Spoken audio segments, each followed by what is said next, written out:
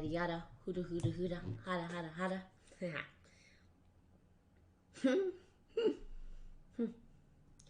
Okay, let's see. I'll wait for the invite for my Spirit and Coffee to see who's on Facebook. Oh, there it is. Let's see, can I hear myself? Test, test, test, test, test. Yeah, it's working. Okay, let's get started. Say good morning to me on Facebook if you get on here and I don't say good morning to you or don't say hi to you. It's because I don't see you. And my podcasters, I can see them. So I will say good morning to them when I see them. Anywho, let's get started. I have been reading, and I do need to update my podcast, Podbean, to give credit to the book that I'm reading so that everybody knows what I'm reading, and that you guys know that I'll be reading from the book. Now, this may change. Sometimes I go off on tangents on other things. However, this is what I'm going to be reading going forward, because I feel like we're at a time where this is critical information, so important.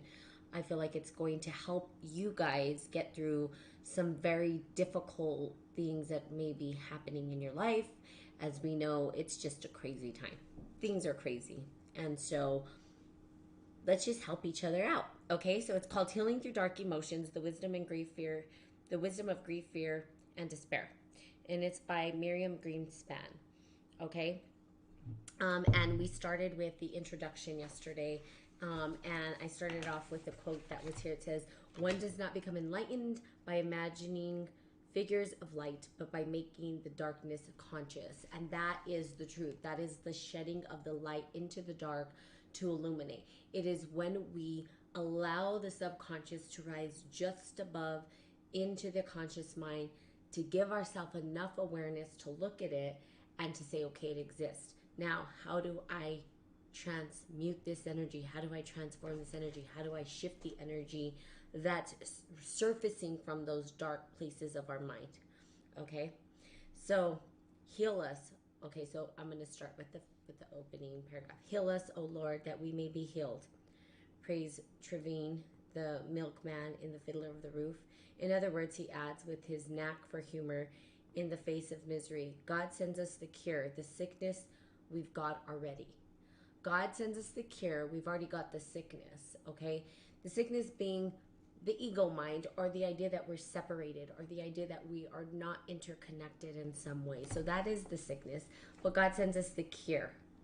The cure being that we are one, we are love, we are all interconnected, okay? Like Trevine, we all suffer and search for the remedy.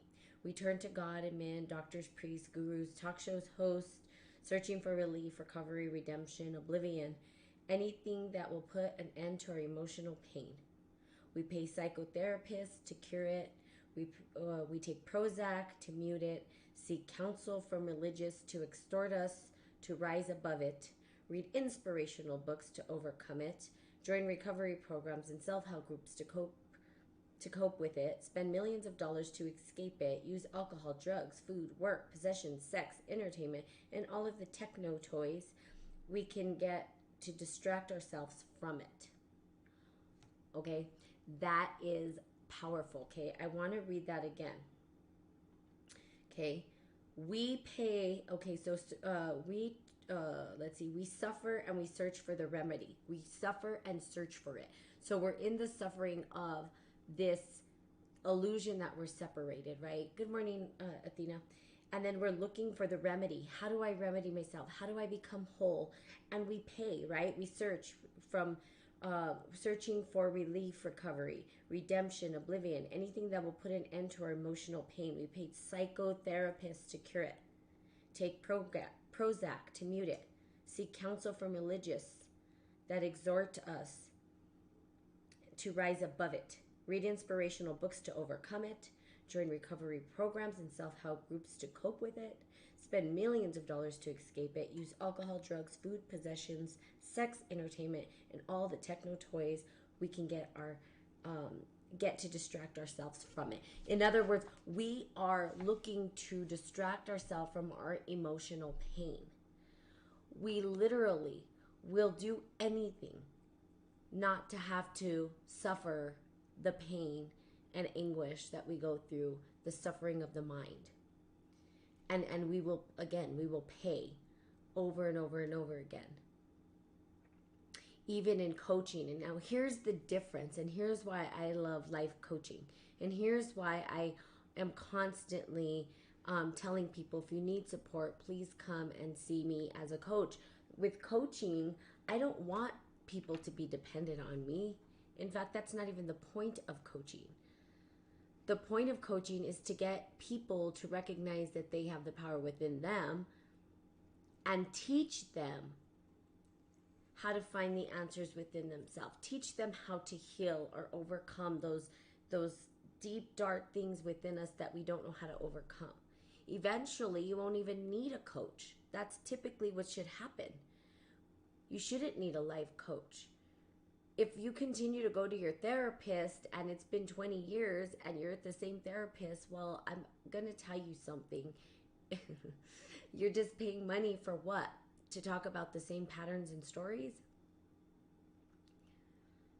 I'm not saying therapy doesn't work. I'm not saying counsel doesn't work. But what I love about the model of coaching is that it empowers you to empower yourself. It teaches you to empower yourself. It teaches you that you have the answers within you. And then every once in a while, you might need somebody to support you again. I go long periods without getting coaching because I'm able to coach myself. How do I coach myself? Asking myself powerful questions, leading myself down the road and being able to accept the suffering, right? Surrender to it, but then ask myself powerful questions to lead me through it. Not necessarily saying, I want to numb this out. I'm just going to distract myself from it. I literally have given up drugs, alcohol, everything. Not easy because it numbs out the pain in our minds. It allows us to refocus somewhere else. And then we're like, well, we don't want to deal with this pain. So I'm just going to go drink tonight. I'm just going to, and that's what I used to do, right? I was an alcoholic at one point in my life.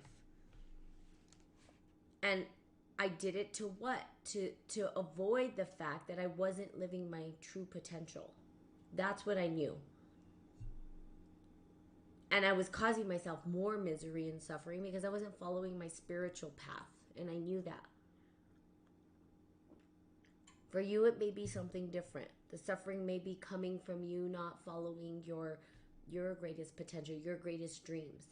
Mine was spiritual in nature always. And I was numbing it out because I just felt like I wasn't worthy enough to be doing it. Okay? When it comes to dark emotions, we all experience suffers. We all experienced sufferers. Grief, despair. These are the sufferers, I guess. Grief, despair, and fear are human birthright as much as joy, wonder, and love. There is no life without loss, and therefore no life without grief. There is no life without vulnerability, and therefore no life without fear. So long as we live in a world where terror, violence, environmental degradation, injustice, and scarcity exist, despair will find its unwelcome way into our hearts and souls. So again, we are not going to ever separate from the fear and all of these despair and grief and all that. It's part of this three-dimensional time space that we exist in. Now, we can transcend that through our own understanding of these principles and understanding how to overcome the grief, right? How do we work with it? Or maybe it's not even overcoming. Maybe it's working with to allow ourselves to transform the energy. This book is really powerful. So it has a lot of important information, okay? There are, these are the worst feelings, and they are part of everyday life. When I call them dark, I don't mean that they are bad, unwholesome, or pathological. I mean that as a culture, we have kept these emotions in the dark, shameful, secret, and unseen. And as a result, we tend, for the most part, to shun them. But the emotions that we reject and suppress can become dark in an altogether different sense, like a rich, fertile soil from which unexpected flowers can blossom. So, in other words, when we keep them in the dark, if we don't shed light on them, if we're not allowing ourselves to understand these things, they are going to bloom anyway. They're going to bloom in some way. But now we're not really looking at how they're being fertilized, what's being fertilized within the soil, because we're not digging it up, right? We're not looking at the roots of it. We're not going in and saying, well, what's there? It's just popping up, and all of a sudden these weeds are popping up. We're like, what is this?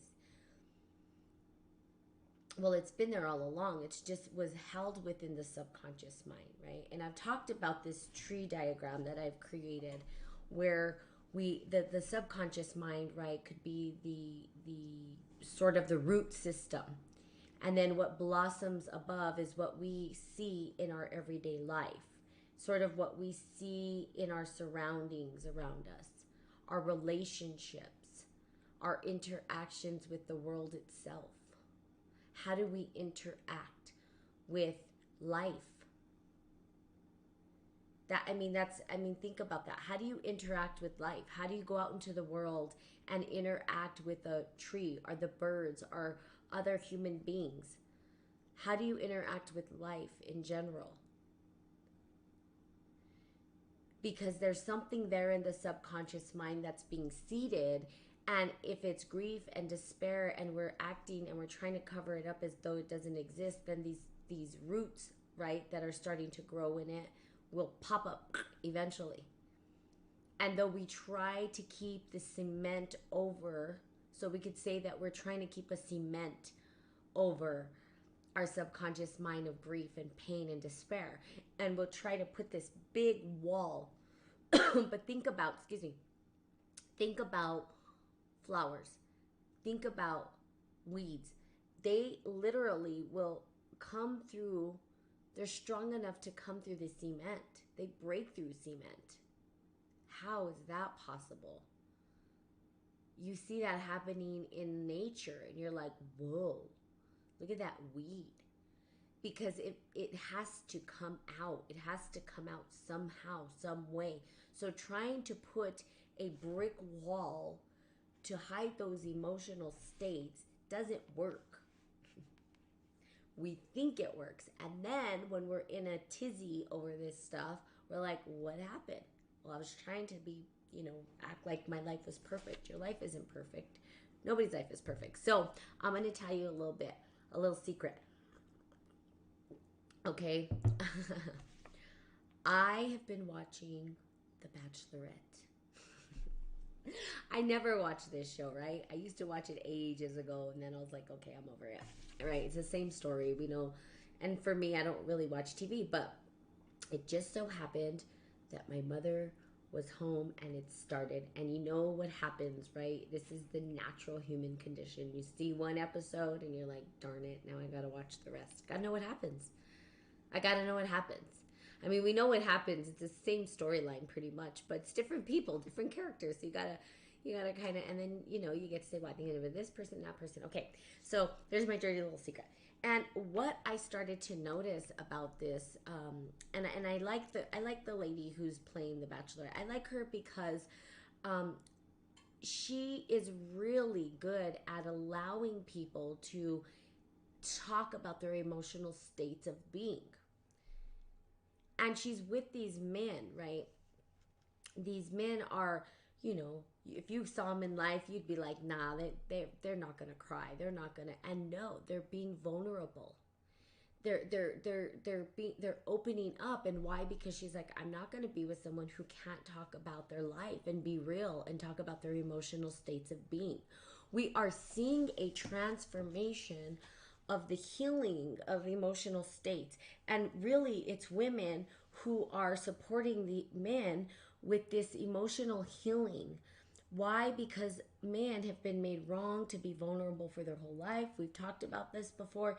And because of that, because of this you're wrong for feeling this way, or you shouldn't have feel, or something's wrong with you, or you're weak, or whatever they say about a man showing his emotional state of being was made wrong. So that's been covered up for the longest time, but it really hasn't, because it's impacted every relationship, believe it or not.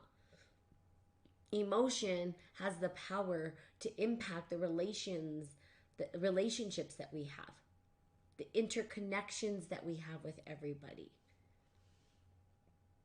And I loved watching this because I saw these men that they didn't want to open up, but then she had the power, right? That's the beauty of a woman who is powerful and graceful and kind, to crack open,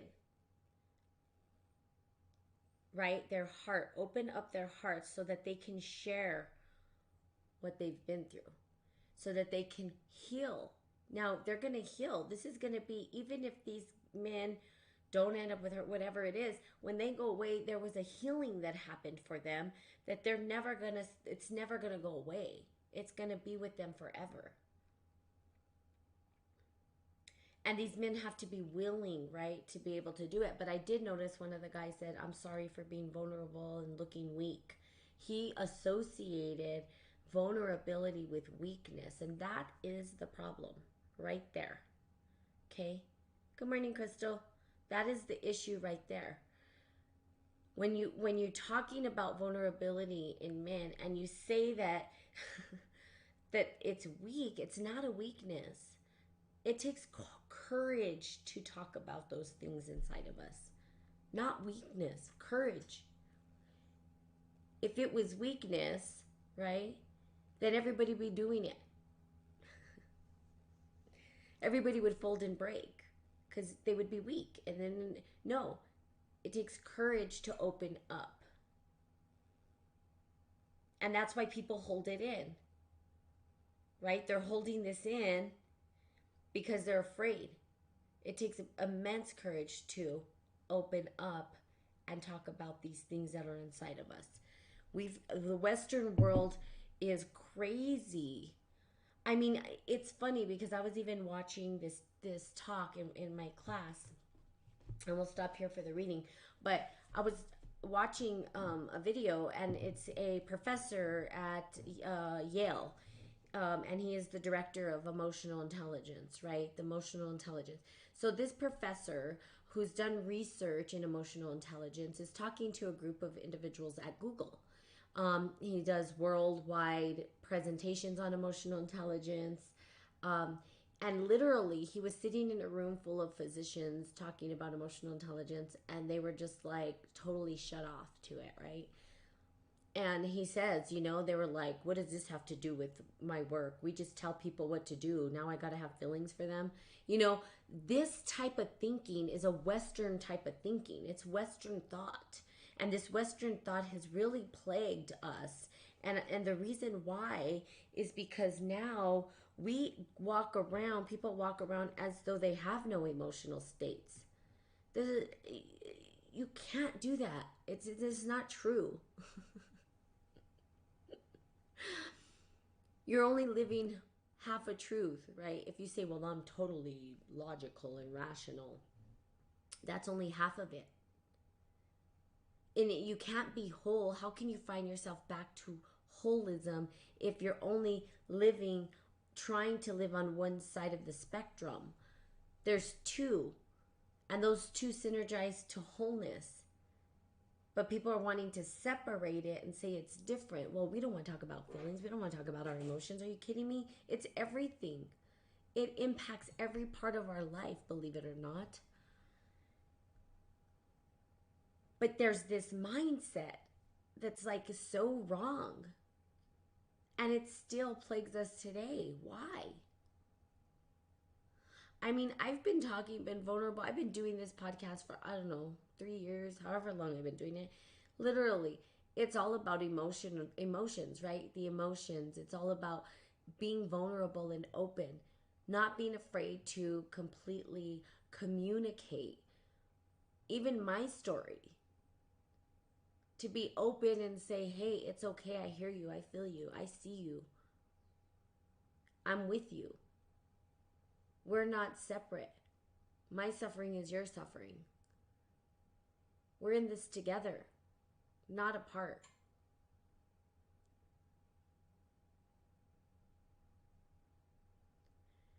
But we don't value it. And if you look at especially the academic world, where you have professors, creating all this stuff, totally dismissive of the fact that they themselves even have emotion.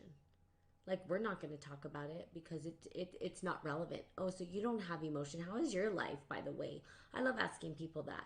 They can talk all of these logics. They can talk logical models and all this scientific stuff. And then at the end of the day, I'm like, okay, great. You have all this knowledge. Now what? So what does that mean? Who cares? Can you use it in your life? Are you happy? Do you feel like you're creating the life that you want for yourself? What does it do for you to have all this information? Are you doing what your heart desires?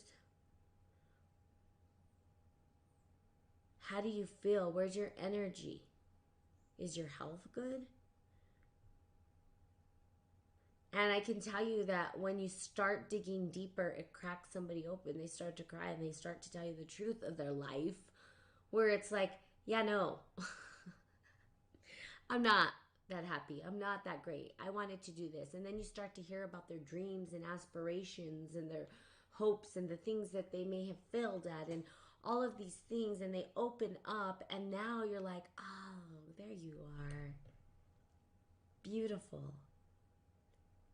Now what happens? A spark of inspiration, a spark of hope, a change in direction, a change of the winds, a change of the sails. The boat's headed off in another direction now, in a direction where life, I don't know, towards an island that's fruitful, abundant, not lacking. I don't know. But you can sail off. And so the emotions, right? Such a powerful thing to understand, to open up. I know people feel shameful. Shame is a big one. That was a big aha for me. Shame. Just shame itself was like, wow. Comes from the unworthiness of our inadequacies, of like what we don't feel like we can do. But just talking about it and opening up about it. So we all have the sickness. God is the cure, right? And we all have the cure. So really everybody can heal themselves. That's what I'm saying here, is we all have the power to heal ourselves. And that's powerful to remember. Remember that you yourself have the power to heal yourself. That's cool, right? Like, okay, so maybe we suffer, but there's a cure, and we have a cure, and we can understand the cure, and we can look at the cure, and we can cure ourselves through these dark spaces. And you're never alone. You have a guide.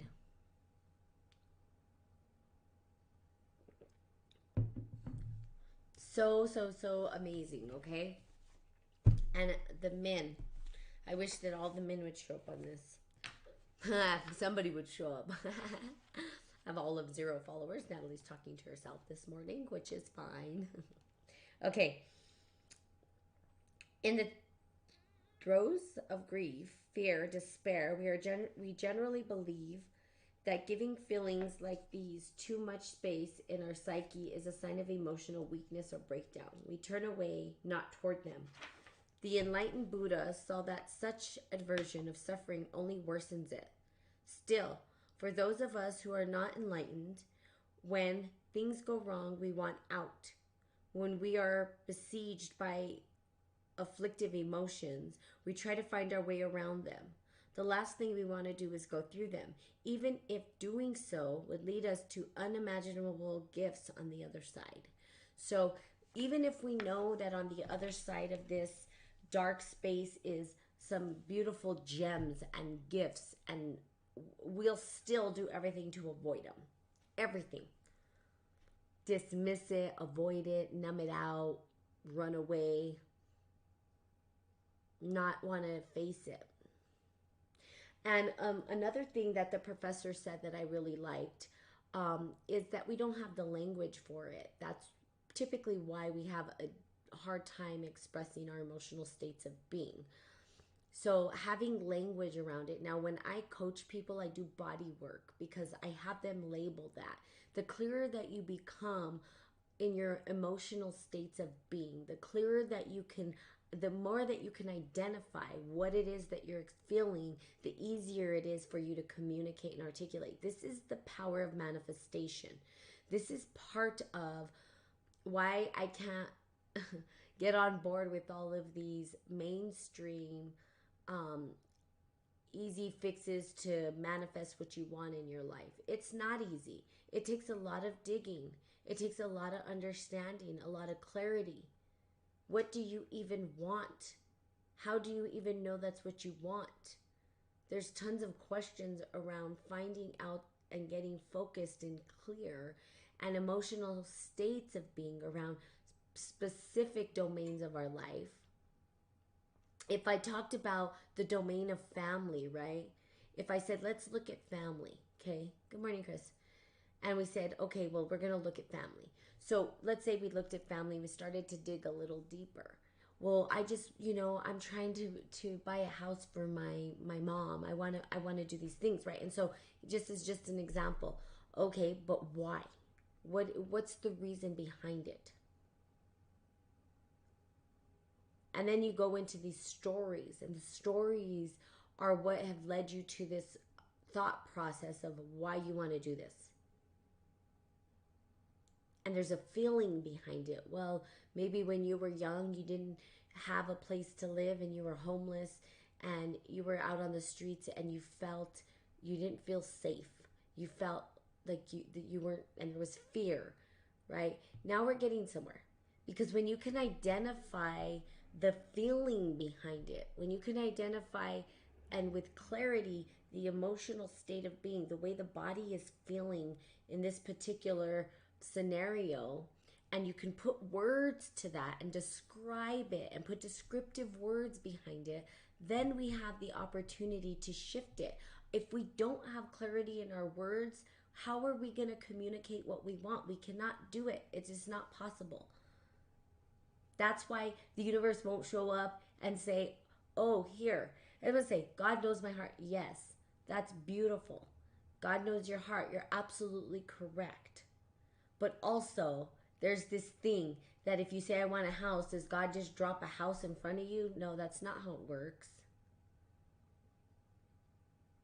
It takes you being there's action behind your ability, your vessel. You can't just say, God, give me this, and it's going to drop. There's some action on your part that needs to be taken. Yes, I will guide you to it. That's what God says. I'll guide you to it. I will show you the way. But you've got to take the action behind it. How do you take the action if you can't even describe the feeling, what you're walking towards? You don't even know what you're feeling. You're just numb walking through life. How is that going to get you where you want to go? Your emotions also, right? They impact the relations that you make on your journey towards that. So for instance, if you are saying, I want to get this house, but you don't even know why, you haven't really dug, you just kind of know this has always been something in your head that you want to do for your family. You know that you were homeless, but you don't really know where the feeling really came from, the emotional state of being that triggered this type of action. And perhaps you're frustrated at the individuals, right, that are helping you because they've never experienced what you have. They don't really get your point of view. And that interaction goes sour. Because why? Because you couldn't hone in and take personal responsibility for why you were feeling this way. In other words, what I'm saying is your state of being will impact the outcome for you. Those emotional states that you bring to any conversation, situation, or relationship will change the outcome that you get. That's the process of manifestation as well. It's not just thinking it, it's how you engage it. How do you move through it? So it's like this. okay, when I was young, I was homeless. I felt like I wasn't secure. I didn't feel safe. And I was worried. I felt really terrible about my mom. So where did I feel it? I felt it in my gut. It made me want to throw up because I saw my mom crying every night, right? This is not a true story, by the way. I was not homeless, but I'm just giving you an example. I threw up, right? I I wanted to throw up because I could see my mom, I could feel my mom's pain, and the pain felt like in my heart. And if I put a word on it, I would say that I felt like my mom didn't feel like she was worthy, and I felt helpless. Okay, so helpless is important to understand. That's the dark emotion that drove the action to you wanting to get a house for your mother later on in life. Okay, so do you feel helpless now? Well, yeah, because I'm not able to do it. I don't know how. And so now I feel helpless. Now we have something to work with. Okay, so what helps you through helplessness? You have to go through the entire process of saying, well, it feels like this. Well, if you were experiencing something else, what would it be? Supportive, not helpless, but supportive. Okay, so how can you support your mom now? Is there ways you can support your mom now? Yeah, I could do this. Okay, cool. Now we're getting somewhere. Now you're engaging the mother, right? Maybe it's not a house. Maybe there's different ways that it shows up. If the house is the goal, cool. But it may not even be that anymore. It may not even be this thing that you thought it was. And who knows, even the conversation with your own mother could change, right? You could go to your mom and say, I felt helpless. I felt this. And your mom says, oh my God, you know what? I appreciate that. But you know what? I'm good. Like, I love where I'm at. I don't want to move. I love where I'm at. I'm good. I want you to do well for yourself. I want you to go out and I want you to be successful. I found my success. You don't know what the story's going to be, right? And then you say, oh, okay, boom. And then all of a sudden you're like, whoa, I was focusing on this when that's not even really what I needed to focus on. You change the focus. Okay, so what? What is it then? I felt helpless. So how do I feel empowered? Maybe I want to get a house for myself. Maybe I want to, again, the story changes. But unless you can tap into the deep, dark emotion, if your patterns are going to repeat like this, you're going to be a dog chasing your tail. You're going to keep trying different things and the same outcome over and over again. Guarantee it. You're like, why am I getting the same results? Why do the same characters keep showing up in my life? Why is it always this? Why is it that every time I do this, this happens? And people just walk around numbed out. And they're like, you know what? I can't handle it no more. I've tried to do that. It's not working. And I've tried. You're beating your head on the table. You're going in circles. And the reality is that you are not allowing yourself to go through the pain so that you can get to the other side. It's almost like you're going from one pattern to the other. You're like, I'm going through this pattern so that I can get to the pattern over here. That's a different pattern seated in something different, and I can change the storyline. Maybe different characters show up. Okay? All right, so I hope this is helpful. We're going to continue through the dark emotions. I'm going to continue to read through the book ever long it takes me. It's probably going to take me forever because, you know, I guys talk after. But if you have questions or if you want to read the book, again, it's Healing Through Dark Emotions, The Wisdom, Grief, and Fear, and Despair by Miriam Greenspan. And it's on alchemy. Alchemy through dark emotions, okay? So there you have it. All right, so I love you guys. I will see you guys tomorrow. I'm going to try to get on earlier. It was a hectic day already in the morning. I already did all kinds of stuff. Okay, plus Kundalini. There you go. Okay, so I just cracked myself up. Okay, love you guys. Have the best day ever, and